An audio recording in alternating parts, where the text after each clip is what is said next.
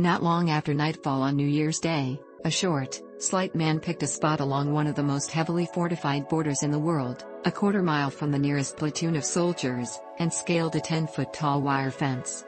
Warning lights flashed and an alarm blared. The man hurried over rough terrain dusted with snow, navigating the threat of untold landmines left over from a last-century war, his movements slipping in and out of view of thermal cameras. By midnight, he'd made it across the 2.5-mile demilitarized zone. He was back home, in North Korea.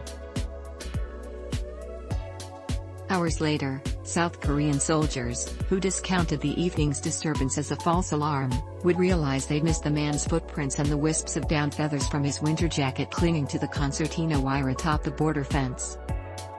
More than 33,000 North Koreans have risked their lives to flee their oppressive homeland in recent decades, leaving behind an impoverished economy, fear bred by political gulags and a third-generation cult of personality that demands unquestioning reverence of leader Kim Jong and his forebears. The New Year's fence jumper, who has not been publicly identified, became one of a much smaller number to make their way back to the isolated communist state after a taste of the outside world. Officially, about 30 North Koreans are known to have returned after settling in the south, according to South Korean intelligence. Researchers and advocates estimate that the real number is likely much higher, possibly in the hundreds. Some of those who return become propaganda tools for the North Korean state, appearing in videos or news conferences making tearful statements about how much they regretted leaving. A handful change their minds yet again, escaping once more.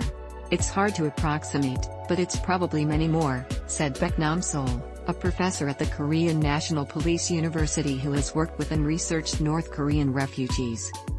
There are surely ones who aren't picked up by North Korean authorities. We only get confirmation when North Korea chooses to publicize it. The man's crossing spurred a frenzy in South Korea over the breaches in border security, particularly after the revelation that the man had crossed into South Korea in November 2020 along the same route, twice evading detection by South Korean military.